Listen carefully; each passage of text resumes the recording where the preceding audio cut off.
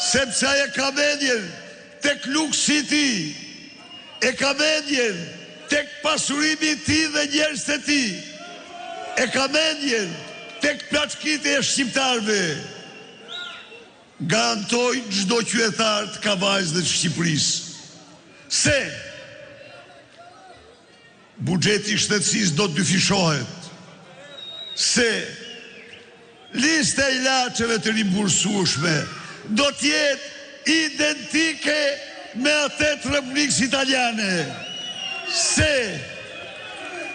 në territorin e Shqipërisë nuk do të tregtohen ilaçe që nuk shiten dy vende anëtare të Bashkimit Evropian.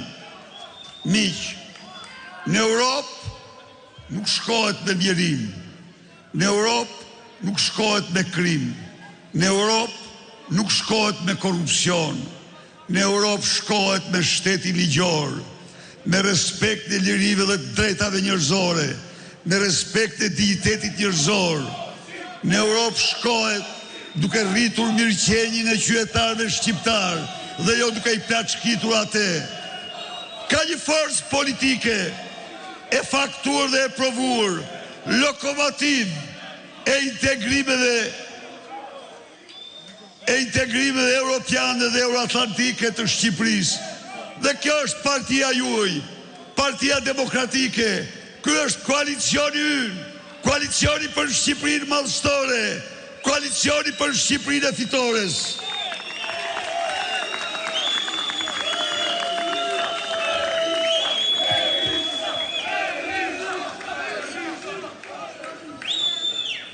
Hidhni një sy krahut tjetër. Çfarë ndodh? Çfarë bën? Ka qeverisë 12 vite. Nuk ka një rekord për të paraqitur para jush. Se dhe atë që ka realizuar ka vjedh 9-1 dhe se thot dot. Nuk ka një rekord dhe përpiqet ta kaloj me batuta. Dhe tani me mantran e dezintegrimit të familjes, me sulmin kundër familjes, përpiqet të grabis vota. Ne jemi parti konservatore, parti e traditës, parti e familjes, parti e dashurisë për vendin, e respektit për dignitetin njerëzor.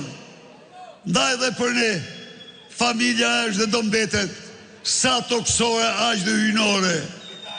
Dhe i them Edi Rams se përpjekjet tuaja qesharake, banale, të padenja për të krijuar skeqe, gratë kuna burrave, burrat kuna grave, janë turpi dheut, janë turpi yt, nënat motrat gratë shqiptare, janë fisnike, ato zbashku me bashkëshortët, djem, vëllezrit, vajzat e tyre, i kanë dhënë kombit gjën më madhështore, familjen e vet.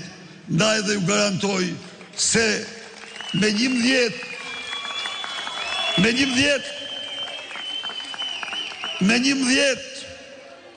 maj Edi Rama i shtypet koka dhe bishtin në Shqipëri.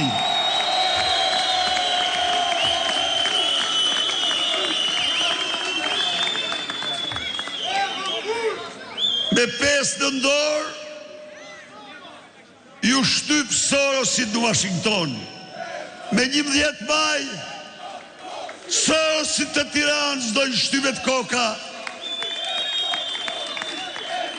Dhe ekstremi majt, i mbuluar, i maskuar, me etiketat ndryshme, do të përfundoj në katakombet e historisë. Përsëri, Shqipëria në shembull e Kavajës do të ngrihet fuqishëm në një fillim të ri, në një udhtim të ri, drejt ardhmës, drejt rinisë së kombit shqiptar, drejt Europës, roft Kavaja, roft Shqipëria, fitore, fitore, fitore.